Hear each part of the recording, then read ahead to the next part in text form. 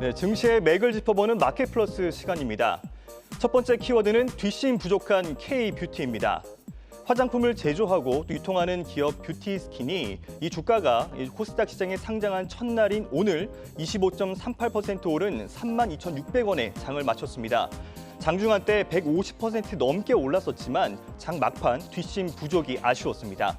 지난 2011년에 설립된 뷰티스킨은 원진 이펙트나 또는 글로라우디와 같은 이런 가성비 좋은 스테디셀러 제품군을 다수 보유한 것으로 알려졌습니다. 앞서 지난 13일부터 이틀 동안 진행된 공모 청약에서 최종 경쟁률 2,316대 1을 기록을 했고요. 또 청약 증거금은 약 3조 3,100억 원이 몰리면서 청약 흥행에도 성공한 바가 있는데요.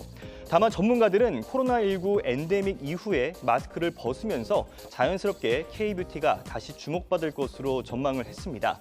상장 첫날 최고 400% 상승이 가능하도록 바뀌었지만 아직까지 이른바 따따상 종목이 나오지 않은 가운데 이번 주 상장을 예고한 버넥트와 또 ALT 그리고 파러스 아이 바이오 중 이 첫 번째 주인공이 나타날지도 관심이 모이고 있습니다. 자, 두 번째 키워드 살펴보겠습니다. 두 번째 키워드는 유증 쇼크 딛고 반등입니다. 바로 SK이노베이션 이야기인데요. 오늘 모처럼 만에 주가가 두 자릿수 상승을 하면서 19만 6,500원에 장을 마쳤습니다. 정제 마진이 반등하고 또 배터리 사업 부문의 그런 실적 개선 기대감이 반영된 결과로 풀이가 되고 있습니다. 지난달 23일이었죠. 1조 1,800억 원 규모의 유상 증자 안건을 의결한 SK이노베이션은 이후 이 투자 심리가 좀 악화되면서 주가는 15만 원대까지 밀리기도 했습니다. 이후 서서히 회복세를 보이고 있었는데요. 전문가들은 이를 두고 SK이노베이션 주가가 바닥을 다진 것으로 풀이하기도 했습니다.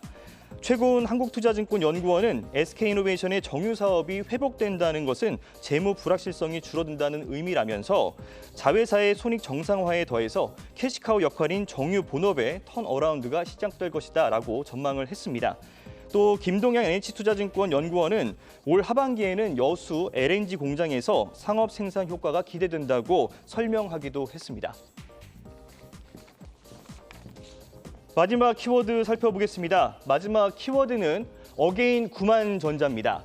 오늘 삼성전자는 7만 400원의 거래를 마쳤습니다. 5거래일 만에 반등에 성공을 하면서 7만 원 선을 지켜낸 삼성전자를 향해서 9만 원대 목표가가 제시되고 있습니다. KB증권은 지난 21일 삼성전자의 목표가를 9만 5천 원으로 제시를 했고요. IBK투자증권과 또 유안타증권, SK증권 등도 목표가 9만 원을 유지했습니다.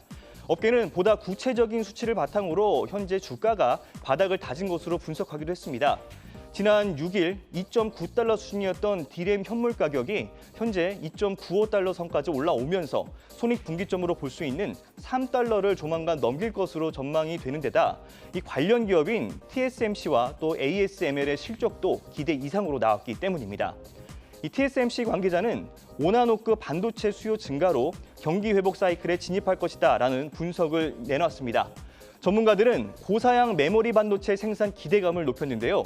백기련 유안타증권 연구원은 AI 서비스 고도화 트렌드는 HBM과 같은 고사양 메모리 반도체 수요 증가를 수반한다면서 국내 메모리 반도체 기업들의 시장 지배력이 부각되는 만큼 삼성전자의 시장 점유율도 높아질 것이다라고 전망을 했습니다. 지금까지 마켓플러스였습니다.